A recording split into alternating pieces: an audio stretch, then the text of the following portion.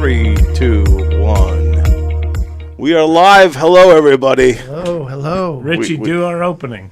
What is our opening? Ladies and gentlemen, welcome to Drinks, Jokes, and Storytelling. I'm your host, Mark Greg, and as always, Richie Byrne. I thought there was a song, and I forgot about it. This is a special edition of Drinks, Jokes, and Storytelling. Thank you. We got cups here. We're going to bust out some wine and enjoy this. So Richie Byrne and Mark Riccadonna from Drinks, Jokes, and Storytelling are here with us on this Saturday afternoon.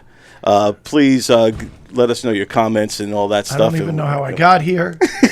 20 minutes ago, I was smoking a cigar on my back porch, looking at my fish, and all of a sudden I'm here. You don't smoke cigars even on... I shouldn't.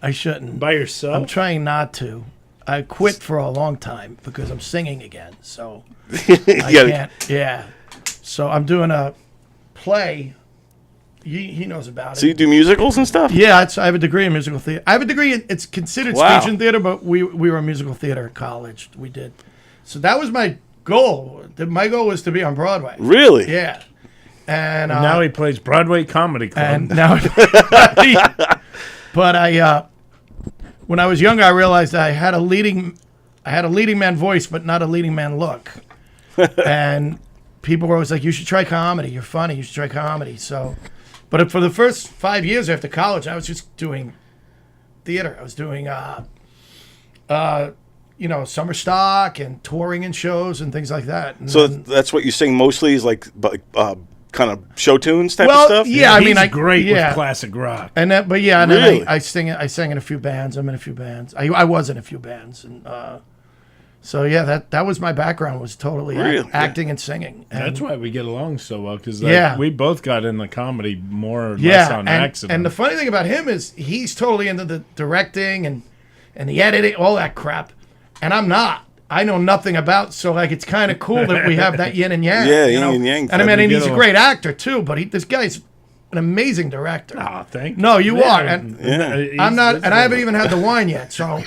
Yeah, let's go with what are we drinking? Yeah, cheers, boys. Gemini so wine? Gemini, our good buddy. Oh, this is Gemini juice. Yeah, very so we may turn into pigeons. Hey, pigeon. Hey, pigeon. Puppy. So you guys, you two have been partners in the Drinks Jokes show for a while. Yeah. What did you guys tell me a little bit about, like when you guys met and how'd you guys hit it off and become fast friends? Well, here's what's funny. It was somewhere in the early 2000s. I always think he's older than he is because, well, look at him. but we met, and you might have even been working in the kitchen or something. I was the doorman at Stand Up New York. Stand Up New York, and I don't remember us meeting, but it was like Riccadonna was just always around. Like in my mind, I started comedy like 1990. Right. And in my mind, Riccadonna was an established act in 1990. Turns out it was 2. In 1990, I would have been like 9, 10 years old. Yeah, in my mind, he was there.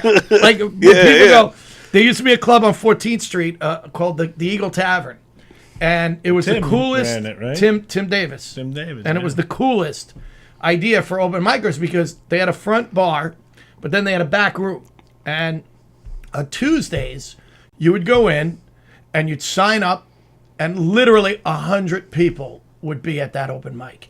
And so, like, guys were going in, like, guys were stopping from work to sign in at, like, 2 in the afternoon, or because you didn't want to be, so if you could get in early, you got in early to sign your name. And what Tim Davis did, so on Tuesdays was open mic, and then on Thursdays was, he would go up to maybe 5 comics, go, Thursday, November 12th is your day. So what you do is you have to bring an audience. And you have to bring, let's say 10 people. I don't remember. Right, yeah. You get 5 minutes. For every person you bring over 10, you get another minute. That was like, and it was a cool thing. That is cool, yeah. So I brought 60 people my first time, and I was like, I don't have that much time. You know what I mean? Were you allowed to do a whole hour? Could you bank it and go like, look, I brought 60 people this time. No. I only want 10 minutes. No, you only got what you got. But what he would do is, so say 5 of us brought 20 people each. That's 100 people. That's a cool show.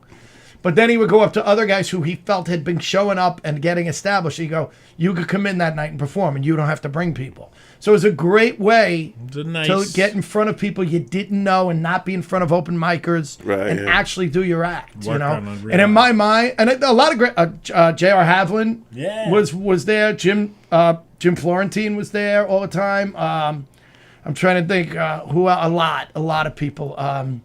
Greg. Geraldo too. Yeah, and in my mind, Mark Riccadonna was there. He was one of them, but he wasn't. Hey guys. Well, the thing was because why is there a 9-year-old drinking a beer and doing shots with a gray beard? But the thing was because I was a door guy, I was friends with all the comics, and it wasn't like I was a young comic trying to be friends with them. I was their buddy. I would go out with him after the show. Yeah, so you'd go to Stand Up New York and he'd be there. Yeah. And so people thought I was way further along than I was when I started doing comedy. Like, I remember the first time I played on the road with Geraldo, a lot of the places we'd go, Greg was like, oh, this young guy, he's great. He's a killer. He's whatever. And I was only doing like 15 minutes, and then bring him up. He was doing an hour. And so the guys would tell me, like, why don't you come back? We'll book you. You know, you can come back and headline. And I'm like, I have 15 minutes. But I didn't tell them that. Yeah. I would just go, yeah. If my schedule clears up, I'll send you an email. And I would send out emails to bookers with no dates, like, that I was available. But just like, hey, just letting you know things are going good, blah, blah, blah. And I would never put out dates. So they would never book me, but they all knew who I was.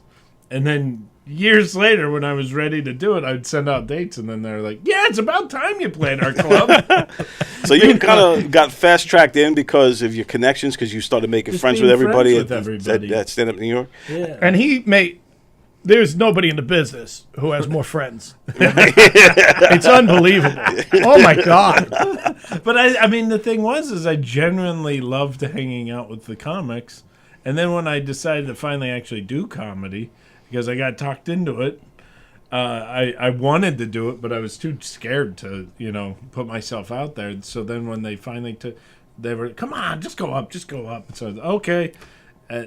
So when you were working at Stand Up New York, you weren't doing comedy yet? You just did it just for a job? Yeah, it was just the door. I needed to pay my rent. Wow, damn. I was auditioning and you were for auditioning, work. Right. He would American Academy. Oh, you want to be an actor, right? So it was like, it was a perfect job because I worked at night, so I could audition in the daytime. And then what would be weird is hanging around with all these people. They knew casting directors, they knew whatever. And I was listening to comedy while I was working. I was like, this is the best job ever. Yeah, man. And then it's like being a drug addict, man. I was selling the drugs for a while. Then I got high on my own supply. I'm like, now I got to do this shit. And he did comedy. But it was funny because I knew him, but we weren't best friends or anything. And then we always got along. Yeah, and about 10 years, not even 10, no, 8 years ago, 7 or 8 years ago, Vinny Nardiello wrote a play called The Boom, and he did it at a theater festival in New York, and Mark directed it, and I was in it. And we had known each other forever, but that's when you started the bond. Yeah, and that's when we friendship. became like besties. Yeah, it was like we got to do more shit together. Yeah. And then I met a manager who was managing him. Who I'm not gonna say his name. And and he said, I got Riccadonna. And I'm like, you got Riccadonna? I said, I'll sign on with you. And we did that for a while, and then we ended up breaking up with that guy. Right. And we still stayed friends, and we've been, and working together. And I mean, we did it. I'm very proud of the work we did during the pandemic. Dude, we did a lot. I mean, a lot of my friends will say, dude, that was amazing what you and Mark were doing, because we worked our asses off, and we didn't just sit. And that was him. That wasn't me. Nah. No, that was totally him. During the pandemic, if if I had just gotten on the couch and went, oh, my career's over, that would have happened. But he kept calling me every day. All right, we're doing another show today. All right. And the next thing you knew, we had this thing going on with drinks, jokes, and storytelling that was just really great. And then we were doing the telethons. That was crazy. That was fun. We did what did we do, 60 hours or something? We did a 4-day weekend where we even did a show from here. Where we weren't here. But they did the it was the midnight show. Yeah, what's his face? Downey was Downey. Kevin Downey. Yeah, that was so good. fun. Big Gay Nick was on. Big Gay Nick came on. Big Gay Nick. But yeah, when the pandemic hit, I don't know if you guys were doing the show before then or not, the Drinks, Jokes, and Storytellers. But I remember, watching it. I remember the first episode I ever saw, and it won me over. You had Richie Minarivi on there. Oh, and he was telling some great stories about Long Island, about Eddie Murphy, about the manager thing, and I was just like after it was over, I'm like, I got to watch more of these guys, and I started watching because I loved. You guys have a great chemistry, and then what you get, because you know the comics and you know comedy so well, what you get out of the guest is gold. I mean, nearly every single interview was like really good. You know what got me with that? He contacted, especially during the telethons, he contacted a lot of younger guys who are really higher up now, and they would all come on. And they'd be like, Richie Byrne, remember I worked with you? I opened for you. And that blew my mind that these guys were like, and you were so nice. And I remember we had fun. And half the time, I'm like, nah, I don't remember at all. And I didn't want to tell them. I'm like, yeah, dude. But meanwhile, and I thought that was so cool that I hate to say this, but it made me feel like, hey, if you're respected in the business, that's a cool thing. Yeah. You know? Yeah. And these guys remembered me in a good way. They weren't walking around going, what an asshole. I mean, even if it's not one of these where people would like gush over like how they do like with Dangerfield or whatever. Right. Like you're an influencer to a lot of these in some young way. comics who are like, I remember working with you and going like, oh my God, this is cool. This guy makes a good living. He's a good person. He's funny. He's, and like, I think I could really actually do this. Because I think from an outsider's standpoint, people think you're Dave Chappelle or you're doing an open mic. Right. Yeah. It's exactly. The other problem, I mean to interrupt you, is when people go to an open mic and think they went to a comedy club. Like, When someone's running a show that's a bad show. Yeah. And there's none of them out here in Long Island. But, and people tell me, I went to a comedy show, it sucked. I'm like, if you go to a bad movie, do you never go to a movie again? Right, you went to the wrong show. Right. And it's a good point about the open mic level stuff. If you go into an open mic level, then you're going to judge that, man. I mean. Right. Even past open, there are comics where you're like, will you stop? Please stop booking shows. Go on Facebook. Please stop calling your friends and paying them nothing to show up and then charging $20 at the door. And people show up and go, wow, if you're not famous, you must really suck at comedy. Right, There's no in between. If you're slightly funny, you'll be the next Chappelle, because what we saw. And that's what I think, too, is a lot of young comics, like brand new guys, is that they want to be Chappelle, Bill Burr overnight. Yeah. And they come out raw and rough. Yeah, the journey's the best part. The journey's this cool. is, to me, like, the fun part. Yeah, of course I'd love to be rich. Are you kidding? I would love that. But, like, I enjoy doing the small clubs and doing a big club and then doing the...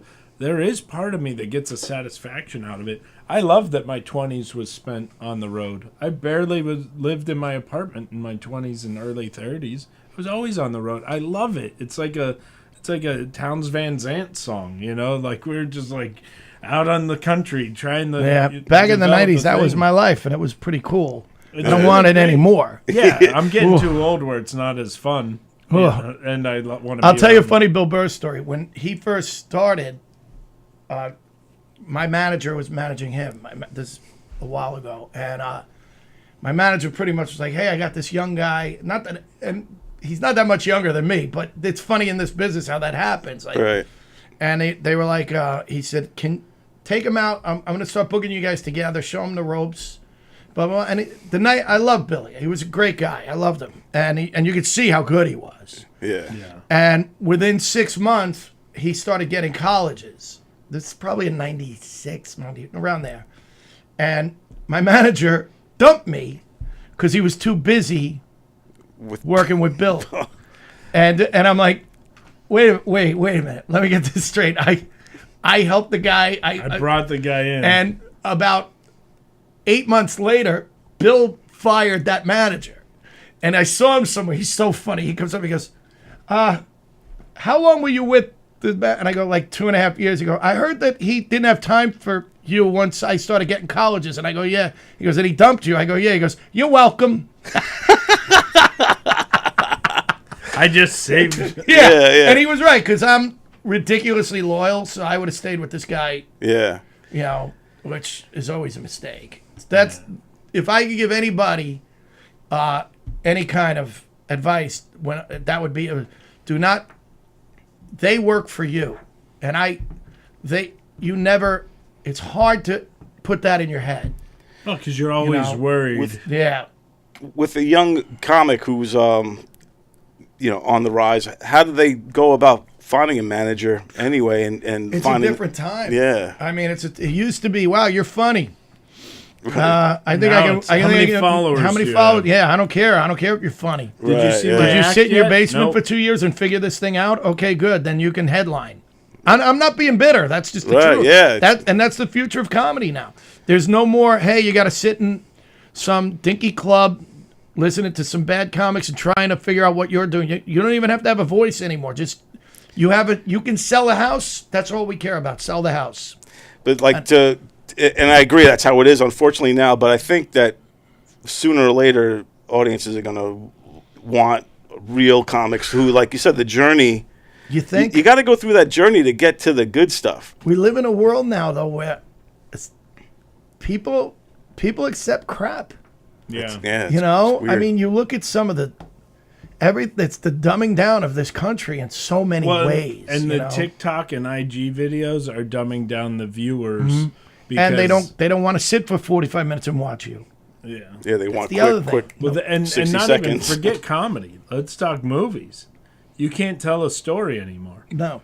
Good cinema, you have to really go to independent film house, which are hard to find, and if you want to watch a beautiful story unfold, because now it's it used to be, because MTV, they change camera angles every 30 seconds. Like every 2 seconds. But now, because of this, and you just, no, dumb video. Now it's every 5 seconds. You better switch cameras. You better be moving. There better be something big happening. You can't let things cook. And even you look at the movies that are in the theaters now, they're all superhero, Marvel movies where you get nauseous just watching it, because it's like, well, you have to keep the camera moving and big punches, and the guy has to have 80,000 muscles, and it needs to have this. And it's like... there's no cool movies anymore. I think It's the like best stories. meth heads took over Hollywood. It's like you have to be a meth head. Everything's and I can't, and you can't just sit and concentrate and watch something unfold in front of you, and maybe you think for a minute. Like they don't allow that anymore. Now it has to be bam, bam, bam, bam, bam, and everybody's saying get on TikTok, get on IG, and I refuse to do it because I don't want to join the thing that's ruining what I do. Eventually, we're going to come back. Eventually, people are going to want storytelling. I'll be dead. They're going to want theater. They're going to want movies that unfold in front of you, that are a gourmet meal instead of fast food. I hope you're right. I think people are going to want it again.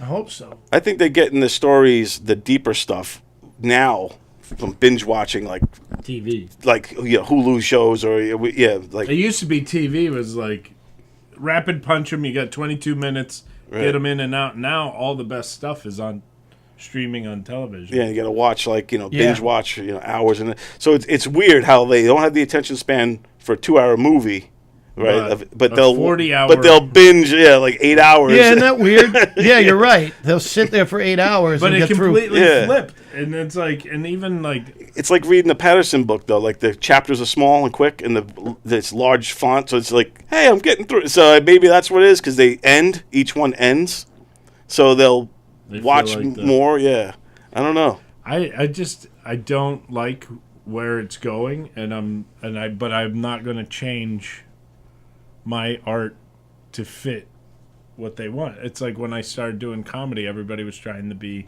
Dane Cook and Dave Attell. and you saw everybody was doing a cardboard cutout of each of them. But now it's like, yeah.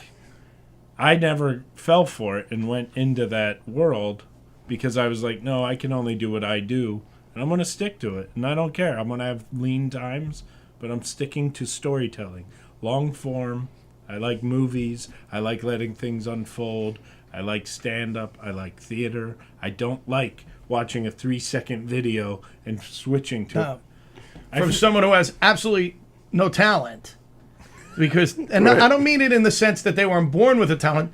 They weren't able to make the talent. It takes years to really, no matter who you are, it takes years in anything, comedy, acting. You don't just Be a wake doctor. up one day and you're, you know, it's 10,000 hours, right? Whatever it is. Right, yeah. It's And 10,000. now you're on this TikTok and you've done nothing but jump on a trampoline and suddenly you're selling out, you know, arenas. Yeah. It's like, I don't get it. And I'm fine. They can make that money, but I'm not going to change what I do. Right. No, I hear you. To try Well, to be I mean, there. and I think that's where we are because people, since the pandemic, I mean, I keep telling people I feel like I'm 22 again in the sense that I'm out doing movies for, you know, small amounts of money and Right. and we're back in the day. I was doing theater for small amounts of money, and I'm involved with an original play right now called Newport that 2 friends of mine wrote. That's brilliant. It's a wonderful musical, and we're doing it in small areas, small venues around New York, around the tri-state area, and I'm really excited about that because it's still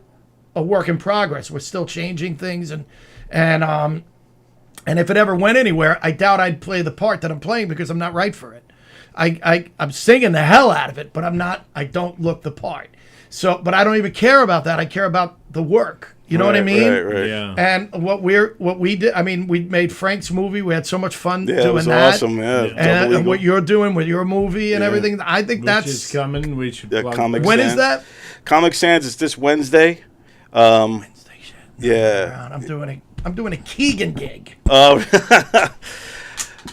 Yeah, so I In guess Keegan Levittown. won't be there. Yeah, so it's at in Belmore. Wait a minute. This coming Wednesday? Yeah. This Wednesday coming up. It's the 16th. Well, you're the star of your movie's in that show with me. Haft is in the show with me. Does he know this? Yeah, I think he's arranged it, so he's going on first or so, and he's gonna rush over to us. You see, I gotta do everything to, because some young Accommodate. kid named Eric Haft, some young kid with the Eric brain Haft? funk. Eric Heft was great in it, man. Well, you know what I'll do? I'm sure we probably do this anyway. We'll meet up with you guys afterwards. Yeah, for sure. I would love that. Yeah, for sure. We're right in Belmore. The Belmore What Theater. time? It starts at 7:30 to 9:30. Okay. The movie's gonna air around. We're gonna run it around 8:00. Okay, because Haft will probably be done. I think we're at 8. No, maybe we're at 7. I don't know. I'm Okay. sure Eric knows. I'm sure he'll figure I think it he out. worked it out. I hope. He said he was working. It'll on probably it. him, Keegan, me. Yeah, and then he's gonna get to us because we're gonna have a Q&A afterwards. Joey Cola's gonna be there. He's in the movie. Who's that? Never heard of it. This new up and coming guy. Carl. What's her name? Why can't I think? I'm blanking here. I was gonna say Carla. You were gonna say Carla. Yeah, 'cause it's she's actually hosting the show on Wednesday for us. Carrie Karavitz Oh, Karen. is also in the movie. Oh, that's right. Yeah. So she. I wish I could get there to see the movie, but I definitely want to meet up with you guys afterwards. Yeah, for sure. It'd be awesome. Yeah. Do you have like a party anywhere after? Or are you gonna stay at the theater? I'm I don't not care. sure. I live right down the street We're from probably the theater. we don't have anything set. We're just gonna kind of, right, we're man. open to ideas. I'm excited. Yeah, it's gonna be great. cool. I am a little nervous. How long is the movie? It's 30 minutes. Okay. So it's a short film.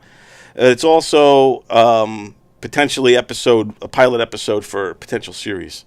Is what we like to do with Oh, it. really? Yeah, or if we get the funding to finish it into a feature film.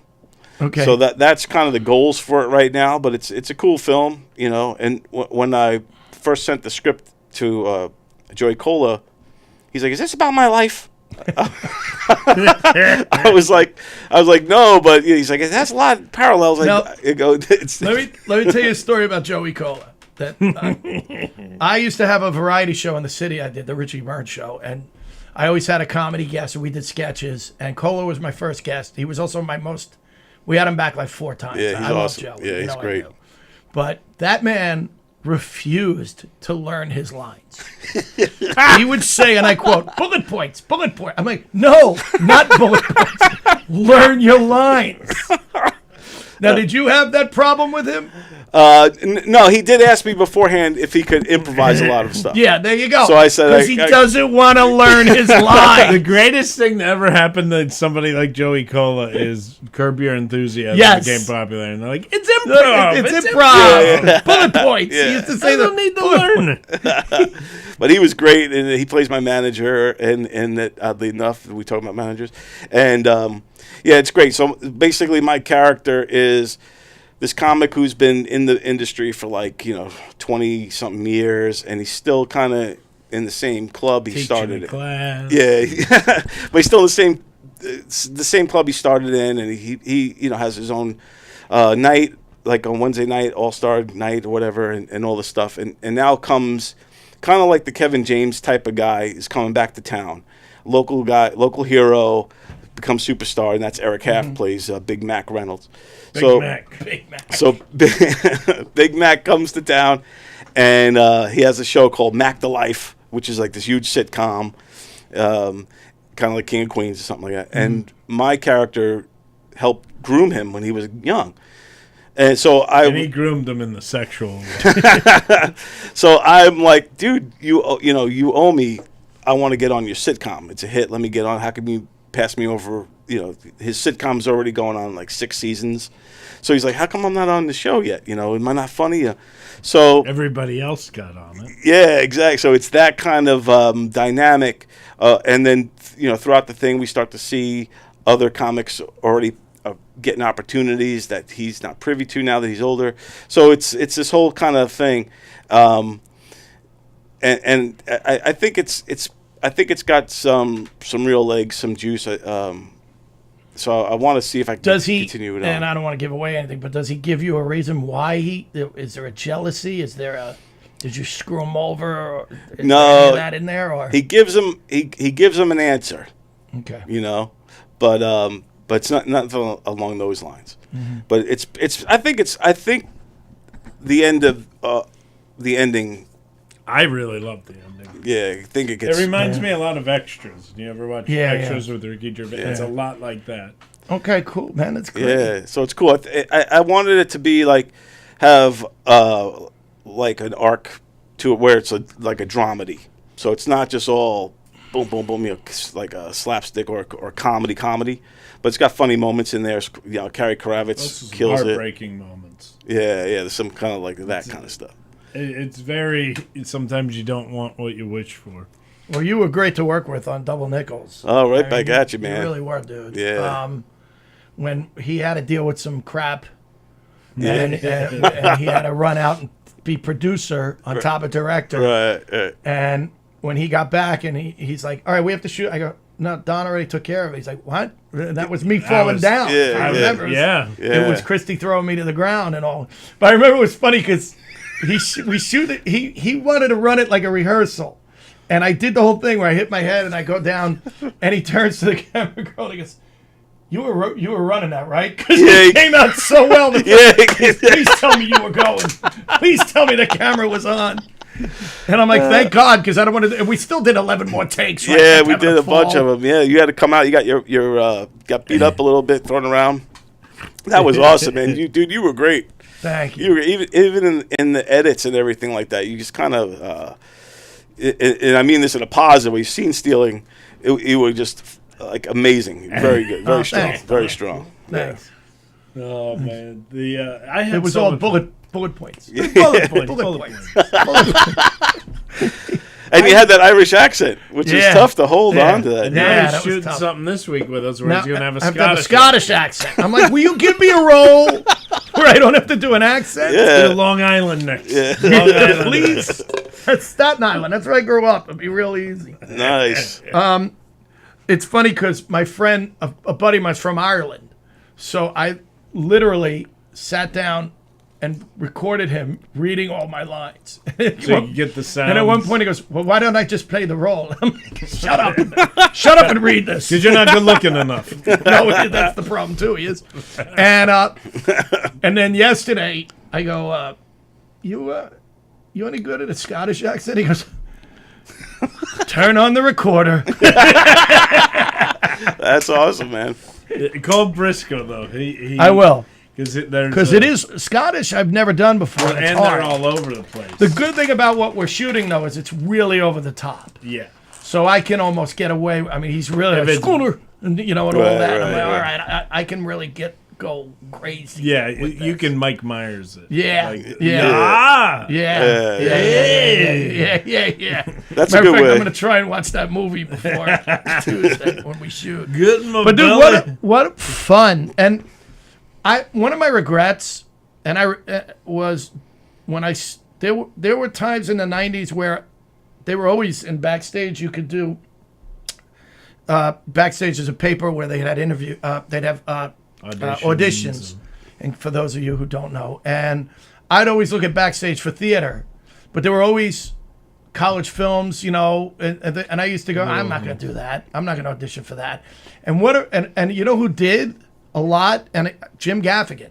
Yeah. And you could see how it really helped him when he started getting big, because he'd already been in front of a camera a lot. He already, and it's a whole different beast. And I kind of regret that. And I'm doing it now. Right, yeah. And I'm loving it. Yeah. I mean, I did 12 years on the Dr. Oz show as a warm up. And I think I got about 15 years ago, I started going out for TV and commercial more.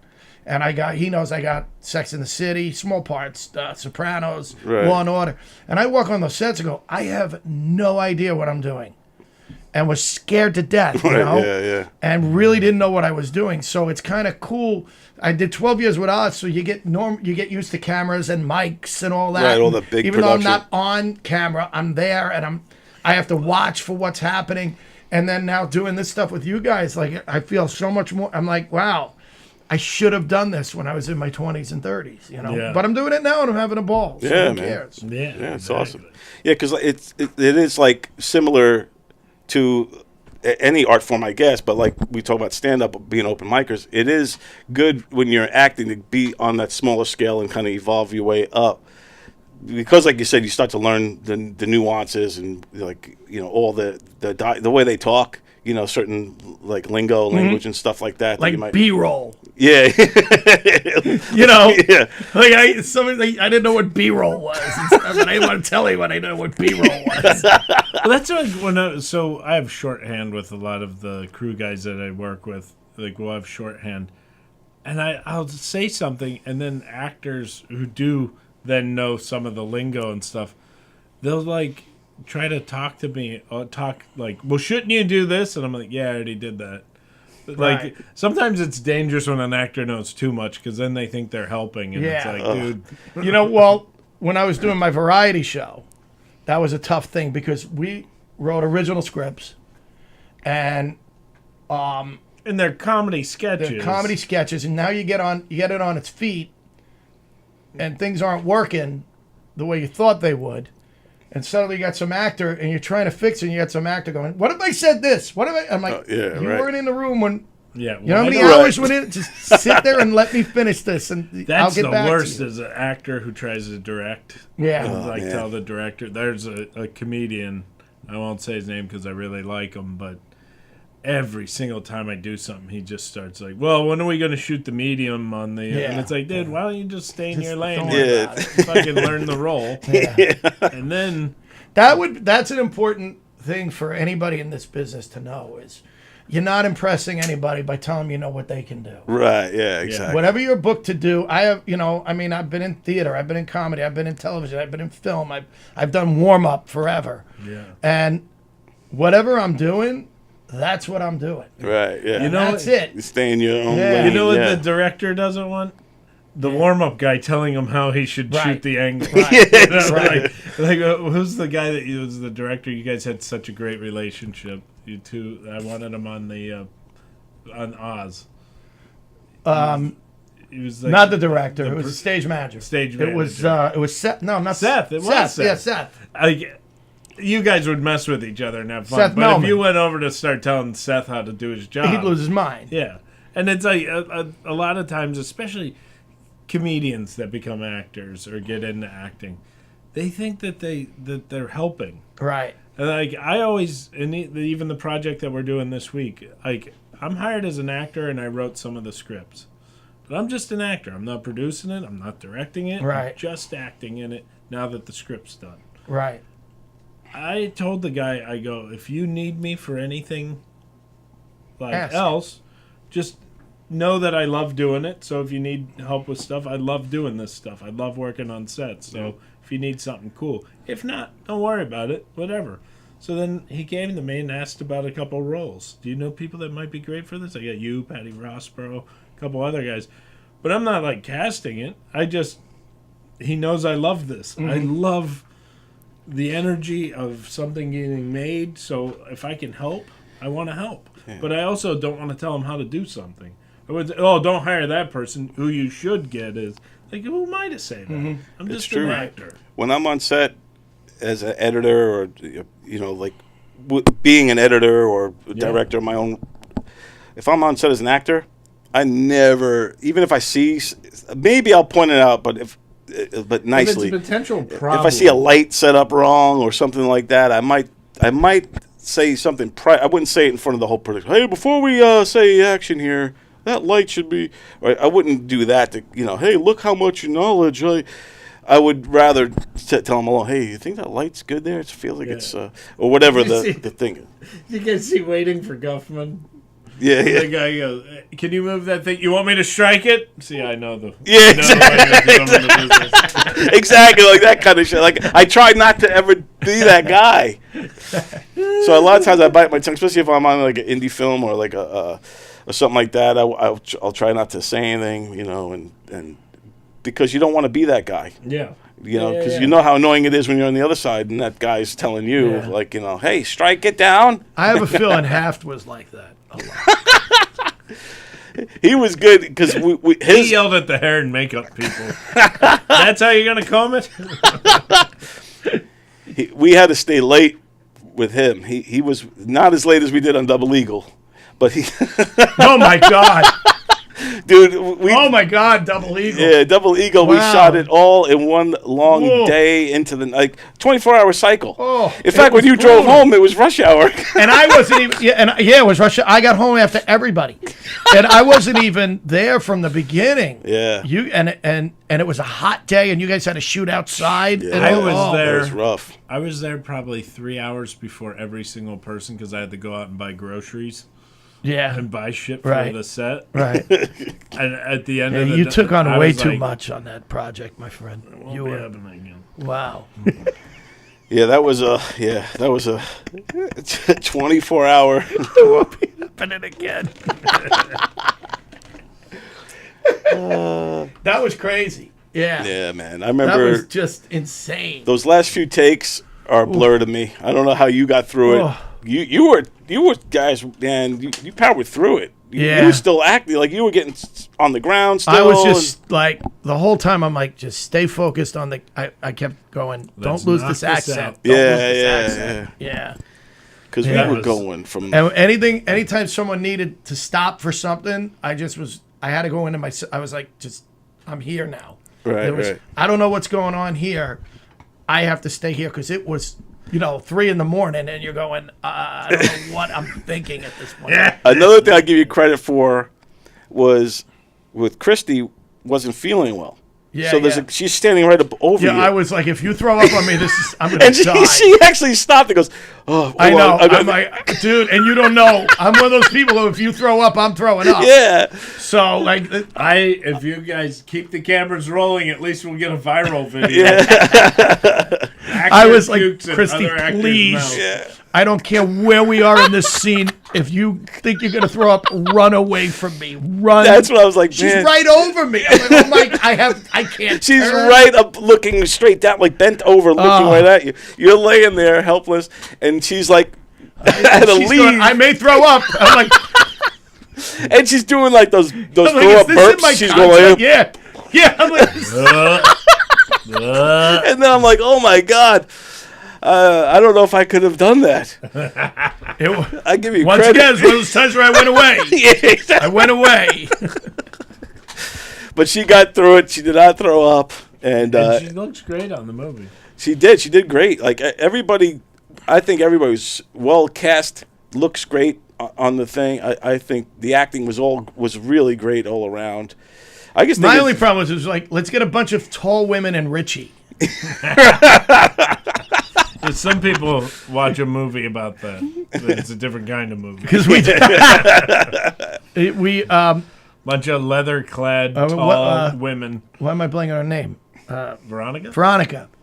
She played my daughter. We did a play that Vinny Nardiello wrote, and we did a reading of it in New Jersey at a theater in New Jersey that Mark directed, and we were doing it during the pandemic, so we were rehearsing online. Oh wait, no, we did it in the city. I forgot we did that theater in the city. Oh yeah, because that's right when it was during the pandemic, and when we finally met in the theater to do it, and she's playing my daughter, and she's like 6'1". Yeah, and I'm like, and I never knew. Like, how would I know? Right? On Zoom on the whole camera, time. she looks like a tiny And she's little gorgeous. Yeah. I mean, she's gorgeous, and she's a great actress. Veronica. Awesome, yeah. So, She's but it was just so engaged. funny. Yeah, I know. Yeah, I'm so happy for him. Francis is a good dude. Yeah, he is, and he's very tall. Yeah, a they're big gonna dude. have Giant babies. children. Yeah, big babies. That's who goes to the NFL. Yes. Babies of people like them. Yes, not us. But yeah, Veronica was great in that, and Christy and Lucy. Lucy. And Gemini. Gemini was hilarious. He was great. Oh, wait till you see the video. was He's I so good loved in it. that was my favorite part, watching you shoot the Gemini stuff, because that really wasn't scripted. It wasn't in the script at all. Yeah. So I didn't even, and watching Mark just let Gemini run was and at times like you'd be like, all right, can we cut him off now? Because I don't even know what he's doing. He's like, hey. I got 2 aces. I got 2 aces. That's so jokey. Yeah, jokey. And then he grabs all the drinks.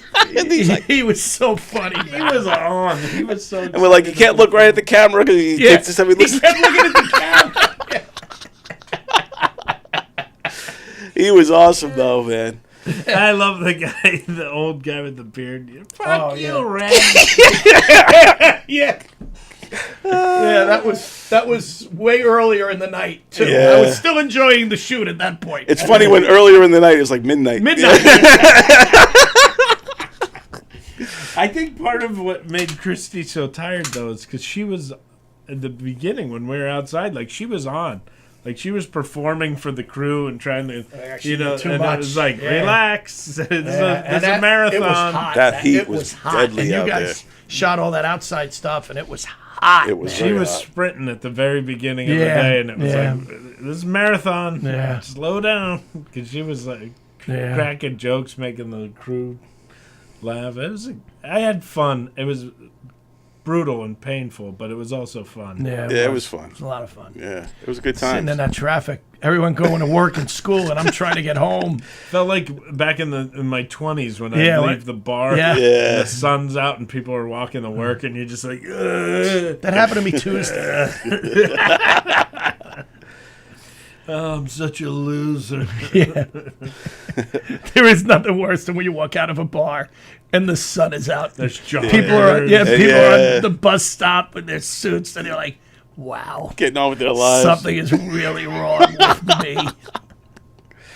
It's our life. The life we chose. All right, well, let's go eat. Yeah. Yeah. All right. Very good, everybody. Guys want to plug anything? You got anything coming up? Well, tonight, if you're watching live, check it out. We're at Bohemia. McGuire's at Bohemia. And I'm at the Brigada Thanksgiving till the Sunday after Thanksgiving. cool. So check that out. That's a good Nice. fun time. Thanksgiving, Yeah. you're gonna go home and do the thing. I'm going to eat turkey and then go straight to the Oh, gig. okay, yeah, that's cool. And then And you're there the whole weekend? the whole week. Nice. Yeah, it was originally only like 3 nights, but they gave the whole thing. So Great. that's cool. I love that room. God, I love that room. And January 6th, I'm in Sellersville Theater. The 2 guys walk into a bar comedy show. Oh, really? Yeah, so come check it out. I'm with our buddy Tommy Briscoe. Awesome. Yeah. So we'll be slanging some jokes. I'm doing a, if you're in Mamaroneck, Emmeline Theater, I think it's called, tonight. I think there's tickets out. There's 2 shows, and I'm actually really kind of excited about this. It's Joe Matarese is a great comic and a good friend. Yeah. He's doing he's making his own special, It's an 80s thing. He's doing a thing. He's got video and he's got the whole thing going on. It's not just straight stand-up. It's like a one-man show. Awesome. And I'm going to warm it up, do all the warm-up. And I think they're going to have some technical difficulties and all that crap. So, Yeah, Nice. so come to that tonight. Yeah. Joe Matarese. Matarese is great. He did the 80s one, too, the one-man show where he was about growing up in the 80s. That's what he's doing. Oh, okay. They're actually shooting it. Yeah. So I don't know if it's a Netflix. I'm not sure. But Oh, good, yeah. man. Cool. Yeah. I love Matarese. He's a Yeah, great he's guy. a good dude. Have you guys been to his club yet? He's got his own club upstate. No, right? everyone keeps telling me about it, and I got to find out. I'm going to have to give him some crap tonight. Yeah. Glad I can warm up the crowd. Yeah, I'm glad I can help you here. Yeah. Glad I'm not good enough for your club, but Well, all right, man. This has been this is awesome. Wednesday. Yes, Wednesday. Yes. The big premiere of Comic Sans will be there in Belmore. If anyone wants to come out and see it, just DM me, find me on Facebook, and DM me, and I'll give you the information to come on out and check out the that short film. It's going to be a lot of fun. All the cast and crew will be there, and it's going to be a lot of fun, man. So we'll see how that works out. Good luck, bro. Yeah, thanks. Appreciate it. For our sign off, that's Drinks, Jokes, and Storytelling. Done?